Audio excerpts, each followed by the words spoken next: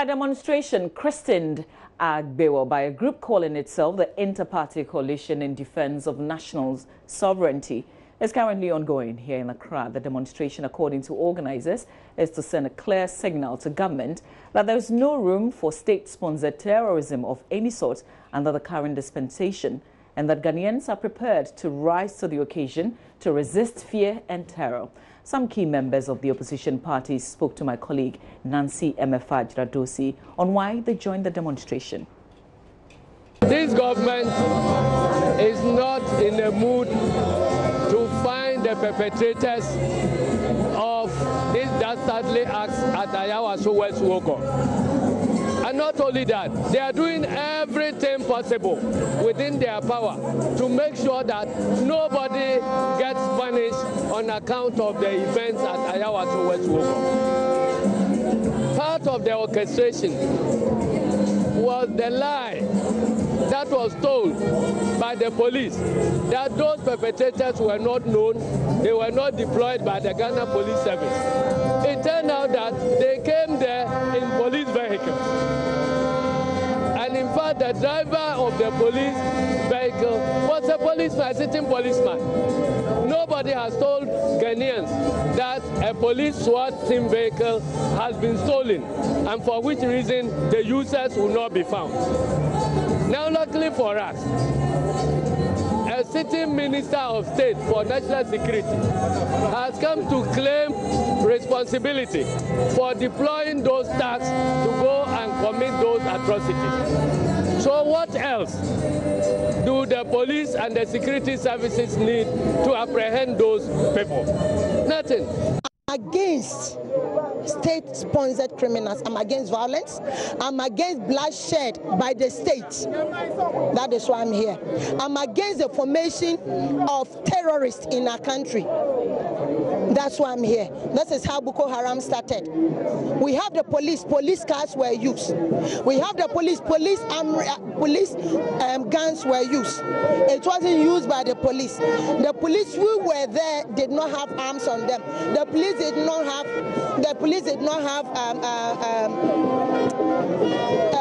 bulletproof. And so all that we are saying is that we are saying no to the formation of terrorist groups. Please, what is happening in this country? You should mark it. If Brian Champon and the president, they do not stop what they are doing, we are heading for a very troubled nation. And you see, they are forming them. I'm a vet, so I always use the analogy of a dog who has been trained to bite, and then the owner prevents that dog from biting. They tend to bite the owners. When you keep Rottweilers and you make them aggressive, when they go hungry, they attack the owners. And so what that we are saying is that stop equipping criminals and start equipping the Ghana police so that they can protect us better, so that they'll stop kidnapping girls, so that they'll stop doing the contract killings in this country, so that armed robbery will go to the lowest and barest minimum. But Brian Champon, you have warned us. You are saying you are looking for undesirable things. So these hoodlums that you have equipped with the police guns, with the grenades and knives, and the bulletproofs and police cars, you said they'll be entering houses to come and look for the undesirable things. We've heard you. Thank you very much. We are here to say no to you and your bosses. Personally, I am overjoyed because after all the impediments that the police put in, I thought that I would be the only one here. But seeing these number of people that are here, I can tell you that the people of Ghana will not allow President Akufo-Addo to constitute any charade of a commission in order to exonerate people, knowing very well that once you set up a commission of inquiry, when the commission finishes its work, the persons that appear as witnesses before the commission cannot be prosecuted any longer. The case of Roku Brobe and others in the Ghana at 50 is evident, and this is what President Akufo-Addo wants to do. I am saying that the president says his testicle is missing and he's looking for it. The testicle is with him. Brian Achampong is the testicle that caused the problem in Laobalishi. President cannot say that he did not appoint Brian Achampong. First is that Brian Achampong must go. so that the people that he... Some members of the public who joined the demonstration have also been sharing the reason they joined.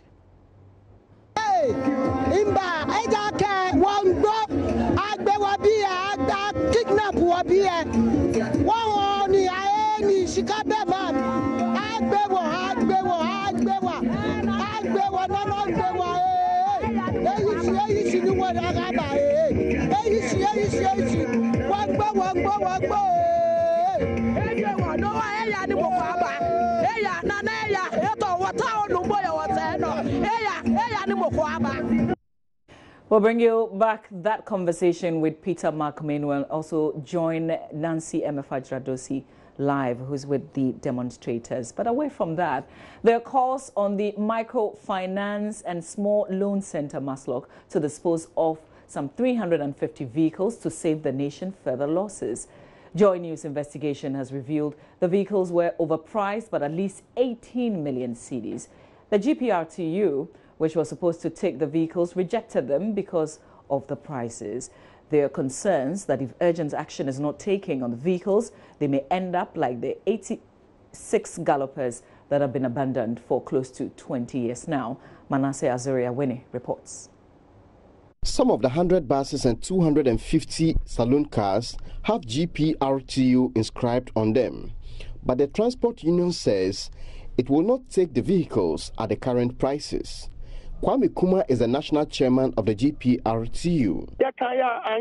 We insisted that MASLOC allow Toyota and Nissan to supply half of the vehicles, but our proposals were turned down. When they brought the vehicles, the prices were on the high side, and it made it difficult for us to accept it.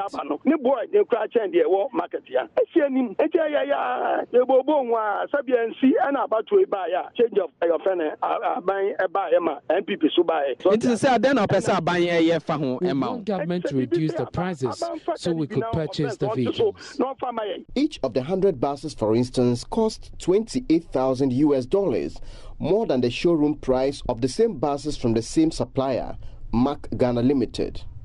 After being left in the sun since 2016, the value has further gone down, making it impossible to sell them at the same price to the buyers. A senior partner at the AB and David law firm, David Ofosudote, says mistakes of the past should not be repeated in the case of the MASLOC vehicles. Even when this happens, at times we use them as a basis to say, park them whilst we investigate. That only makes the problem worse. It doesn't really solve the problem. You can investigate whilst the buses are being used. But we've done that even to aircraft. There have been situations in this country where we have parked Ghana Airways aircraft and investigated whilst the aircraft is parked. And anybody who understands the airline industry will tell you that each block hour that you have parked that vehicle, you are paying a lot of money. We've parked that aircraft. Aircraft are meant to be in the air, not on the ground. But we did that in this country. And anytime you hear anybody is doing some audit, some committee of inquiry, 9 out of 10, what we could otherwise be earning money from is stalled for the investigation to go on. A procurement specialist, Kobina Atabedu, has some suggestions on what could be done with the vehicles. Government has a need for buses for secondary schools. I'd expect that rather than auction them at a less par value, they should send them to the schools for them to use it, or give it to MMDAs to use. There are people who are public servants who need vehicles, who need motivation. There are nurses and doctors and all those people who need them, teachers. They should give them to them. The current CEO of MASLOC, Stephen Amwa, says MASLOC has appealed to higher authorities for a reduction in the prices of the vehicles. It is not clear when a decision on the buses will be arrived at, but the urgency of the decision is key because 350 vehicles bought and paid for with the taxpayers' money cannot be left to deteriorate further. For Joy News, Manasseh Azuri-Awene reporting. With 245 Ayalolo buses grounded, commuters who once patronized the bus rapid transit service are now having to rely on the regular minibuses that transport passengers around the city. The BRT system, Joy News has found out, in the Grounded Wheels investigative series by Manasseh Azure-Winnie has been out of service for some time now due to operational challenges. Joy News' Emmanuel Jivanu, who has been observing the transportation challenges confronting commuters as a result of the service disruption, reports persons living with disabilities are especially affected as they cannot easily access the minibuses because of their physical challenge. The struggle to get into Trotro along the Amasaman-Accra Highway can be tough. Many times, to be guaranteed a seat, you have to be athletic.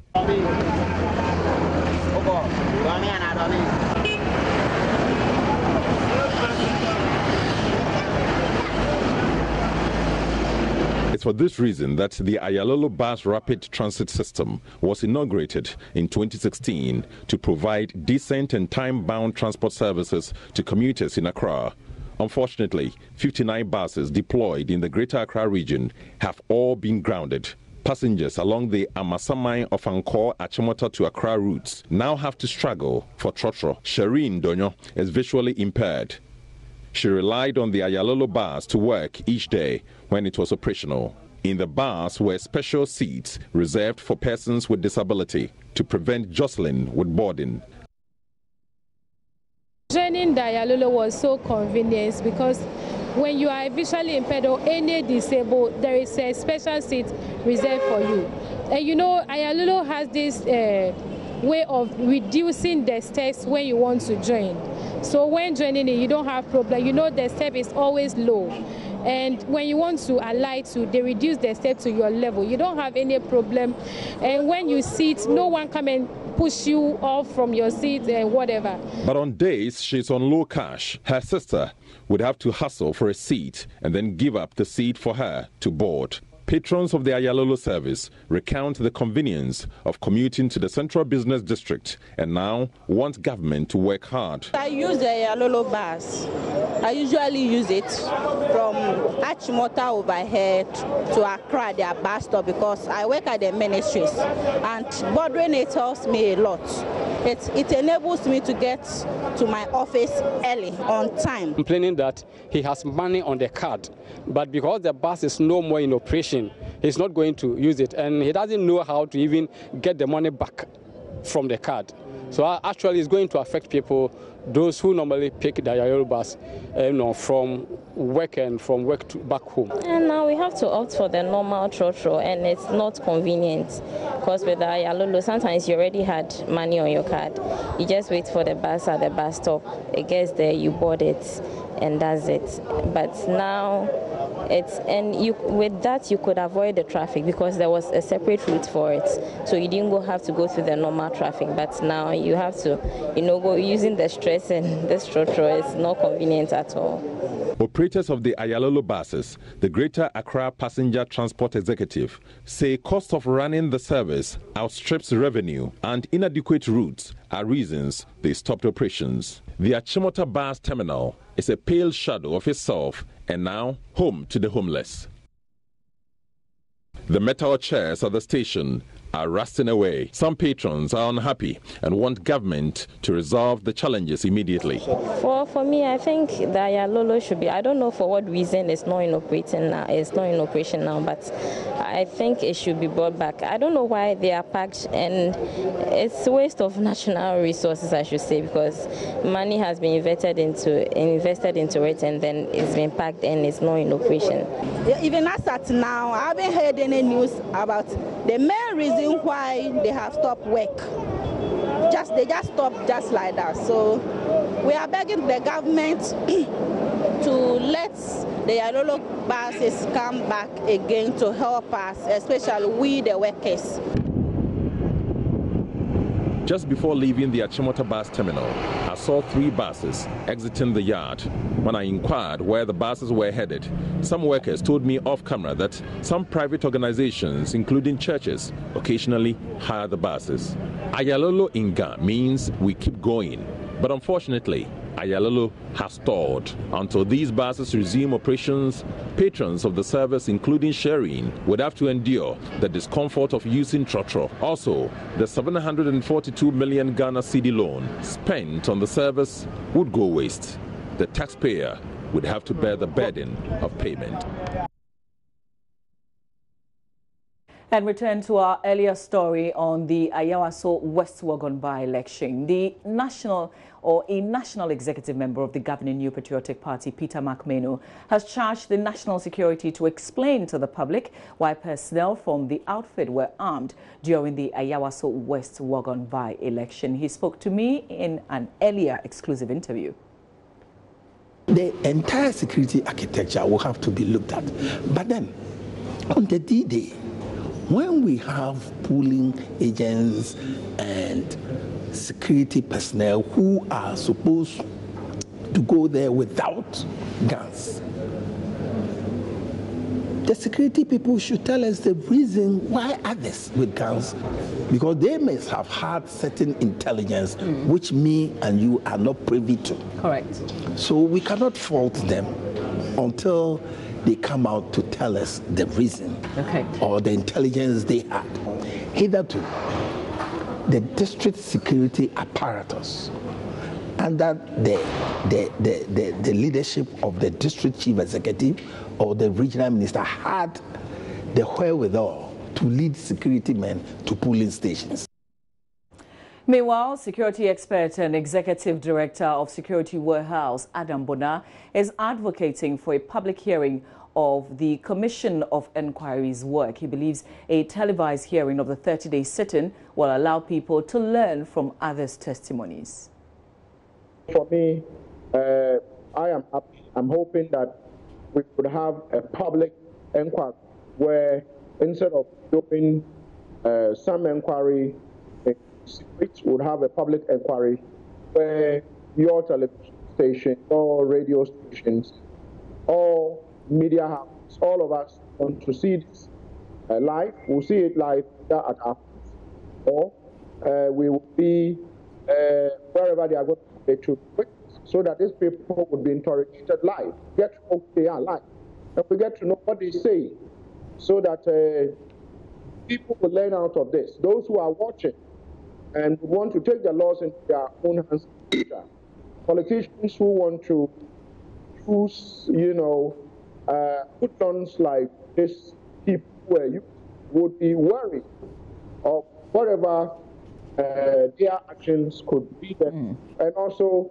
the repercussions. And for me, it is a good thing, but I'm hoping that Justice Emily Short Mr. would urge, would come out to say, we want to do this in the open, because I think we need transparency. Mr. Bona also says the police investigations can run parallel with the Commission's work. I think it should go side by side. Last night, I did speak to some senior police officers to understand their view, and I was told, reliably informed, that yes, they are not going to call off their criminal inquiry into this. So they were going to proceed with the criminal aspect of their investigations, which I thought was good. I'm not a lawyer, but I want to believe that the police can still go ahead and do their investigation. And if they find these people, they are before law courts punished, probably, if law court finds them guilty, they are punished. Yeah, so I think it's something very needful. The inquiry, the commission that has been, will give us a wider scope where you have an independent body that is doing it outside, you call it IGP, and people who are appointed by the president. And so for me,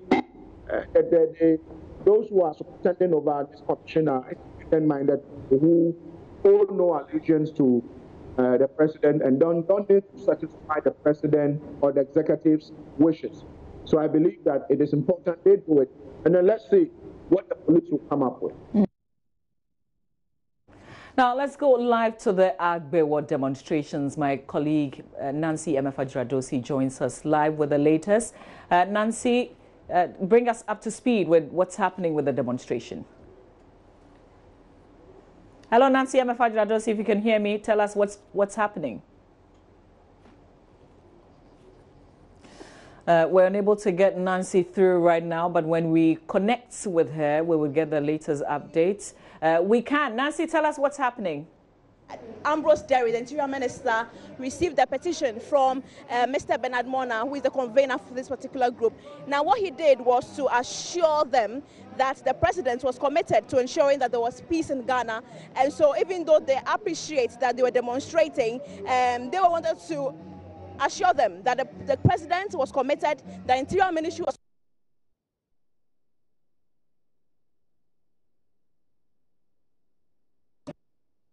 So we came to police headquarters. Initially, the IGP came out to receive this petition. And when he came out, the protesters started.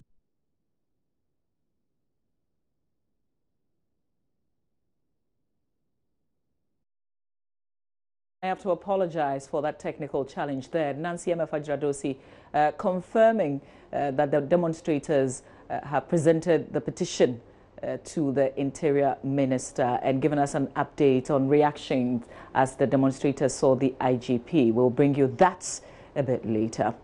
Now, one of the victims of the Ayawaso West Wuogon by-election violence could have his right leg amputated. Doctors at the 37 military hospital here in Accra have told him it is perhaps the most viable option to keep him alive. 37-year-old Ishahu Yaro was shot at close range. His right leg is badly damaged. He's currently on admission together with 6 others who were shot by gun-wielding men in masks said to be national security operatives. My colleague Joseph Opoku Gakpo joins me with some updates via telephone. Joseph, what can you share with us? Hello, Joseph, if you can hear me. Hello, Joseph Opoku Gakpo. Well, I'm afraid we don't have Joseph Opoku Gakpo joining us with some updates with this once footballer, 37-year-old, who is now on admission at the 37 military hospital, who doctors are now saying could have his right leg amputated. Joseph Opoku Gakpo will join us a bit later with some details with this. Joseph successfully joins us. Joseph, if you can hear me. Mamavi, I can hear you. Please explain to us what doctors have been telling Ishahu Yaro. He tells me that when he got in there, the leg was so badly damaged. A lot of options are being considered in terms of how maintain the leg and keep him going. He's already had 2 different surgeries on the leg since he was brought in, and he makes us understand that there's a third surgery that will be done today. And from the previous conversations that have come up, there was a conversation around getting the leg amputated, but that is not a decision that they've come to yet, and they are looking forward to the third surgery that they will do today to come to a permanent conclusion on what the way forward should be. Now, seeing him, the leg, the right one, sits in a very huge white bandage. There is blood oozing from it. There's a bit of discharge also coming from the leg. The leg was raised and it's sitting on 2 different pillows, and you could see that the discharge has wet the pillow, it turned bloody, and a bit of the discharge is as well seen. One of the ways they are keeping the leg up is to get, is that they have a shiny metal that's just sitting by the leg, hooked to it as a way to keep it straightened, even as they give him medication to help the right leg recover. He indicates that he's looking forward to a full recovery. He's praying that it all gets well, but he's also been responding to what exactly happened, details on what exactly happened on the day that he was shot. He says himself and the others, he being an NDC member himself in the new Fadama, the old Fadama area, and others had gone to the residence of the NDC candidates for Ayawaso West Wuogon, indicating that if there is any help he would need on the day, they were ready to provide, but they didn't go with any arms. And then the third agent who came in and said they were national security officials came and asked them to leave the place. They questioned why they were sacking them from there. And then the third national security agent started firing in the air, and all of a sudden they started firing at some of them, resulting in some of the gunshots hitting his leg. And the next thing he realized was that he was in the hospital receiving treatment. Joseph, what is his reaction to a possible amputation, and what would that do to his career? You know, he's a footballer. He's played for the Real Sportive Football Club and then a second club, to the extent that he made me understand that he at a point in time went all the way to India to go ply his trade. And so he indicates that he would worry that all that he had done in sporting activities would come to an end as a result of this possible amputation. But then he indicates that he's in very high spirits. He's hopeful he may not get to that, but he's leaving it all in the hands of the doctor. Do we know if he's going to be discharged anytime soon? That's the medical officials indicate they've not come to a decision on yet.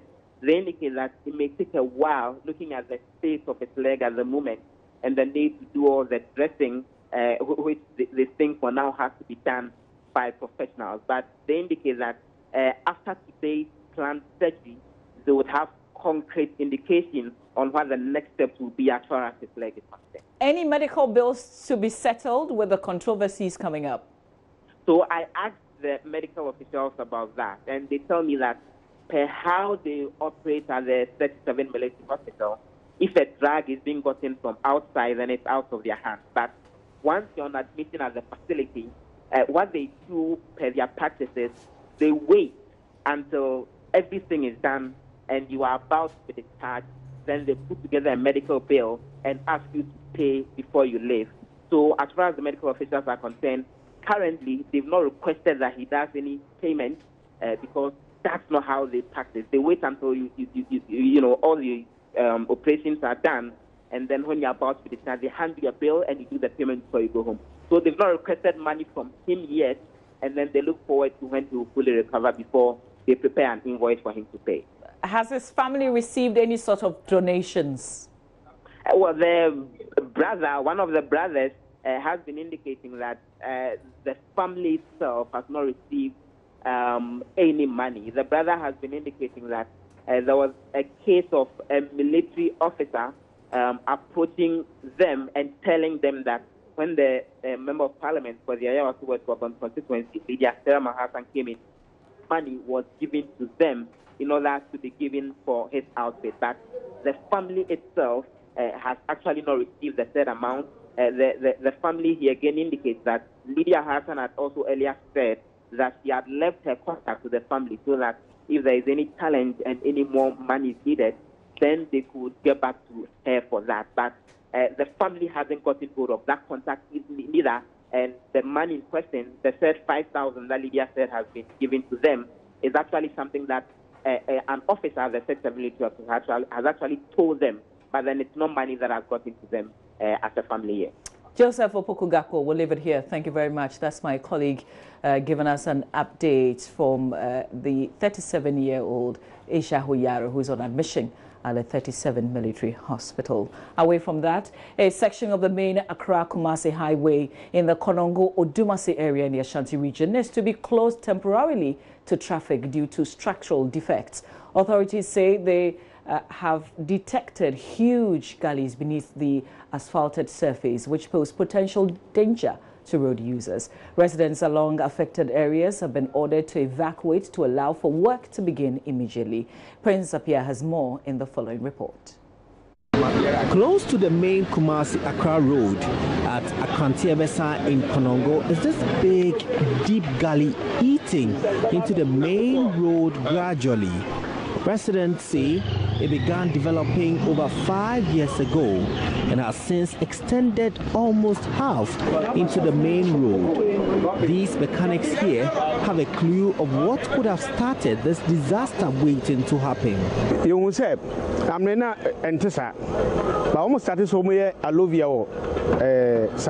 was not this big. They used to do alluvial mining here. The water from the mine caused this gully.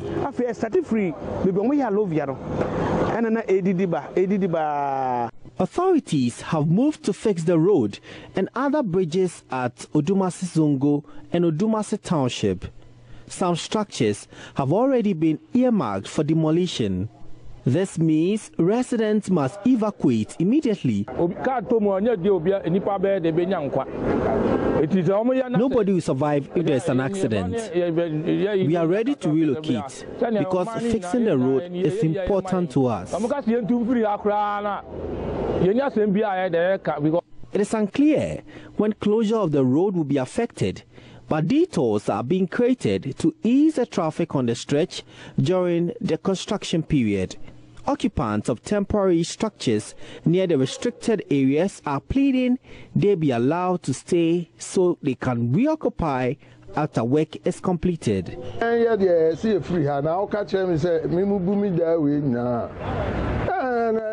We will leave, but we cannot build new structures, so they should allow our structures to stand so we can reoccupy after the work is done.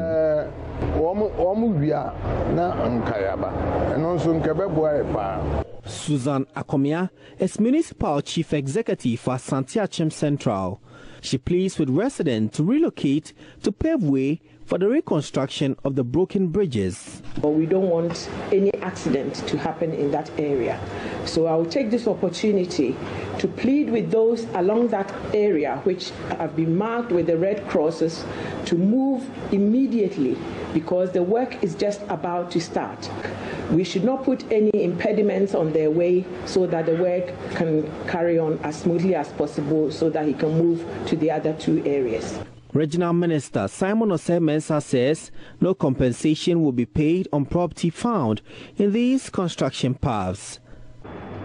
We know that under EI, that is Executive Instrument 17 of 2004, compensation was paid to most of the people, or to all the people who were affected then. So all those who have reconstructed the demolished properties and all those who are erecting temporary structures, they should not think that when the project recommences, they will be paid compensation. No compensation will be paid. Because according to the laws of the country, compensation is not paid on the same project twice. Meanwhile, many are excited these are being fixed before any disaster happens. Prince Apia reporting. And let's do some technology news. After 2 years of their release, Apple's AirPods have suddenly resurfaced and are gaining popularity. These earphones solve the problem of tangled wires by removing them completely. But apart from helping you enjoy your favorite music, what else can your Apple or AirPods do? Selinam Ampo has more in the following report. They can intelligently connect to your devices while delivering incredible sound for up to 5 hours on a single charge. With a Bluetooth connection strong within 45 to 50 feet, the AirPods can sense when they're in your ear and automatically stop playing when removed. Now, the moment I put these in my ear, it automatically connects to the phone. And in this case in which you keep them, it charges it. So if you're using it, it has to charge because it's wireless. So while I'm using it, listening to my music, answering my phone calls, I'm running the battery down. When the battery runs out, I just open it, pop them inside, and it will charge. Apple's AirPods do in fact have a neat set of hidden features many people don't know about, including helping monitor your baby in the cot through live listening. They are easy to use. You don't have to pair them every single time. The moment you put it in your ear, it connects to your phone. When you want to skip your music, you just tap. When you want to go to the previous one, you tap on the left, depending on how you've configured it. Now, you can actually even use it to control Siri on your iPhone. So say I want to talk to Siri, I say, "Hey Siri, what's the weather like today?" And Siri hears me. As soon as you open the AirPod case, it shows up on your iPhone and shows your battery life of the case and the battery life of the AirPods. Now, there's a very, very awesome feature that I like about the AirPods. It's called live listening. Now, what this does is that you can leave your phone in any room, take your AirPods out, and automatically you can be hearing what is going on where your phone is. While the experience may be targeted to iOS users, Android users are definitely not left out in the dark. Many people consider the AirPods the best Android accessory available right now. A lot of people are wondering, besides using it with your iPhone, what else can you do with it? You can actually connect it to your laptop. You can connect it to another phone, even if it's not an iPhone. For Android users who want to use the AirPods with their phone, all you have to do is, first off, press the button on the back of the case and hold it till the green light on the inside turns white. When it does, you go into your Bluetooth settings, search for new device, and when your AirPods show as an available device, tap on it to pair, and voila, your AirPods have been paired successfully. With many wireless brands of earbuds out, the AirPods are one of the popular options for Bluetooth earbuds and have become a symbol of affluence. Selinam Ampos report for Joy News.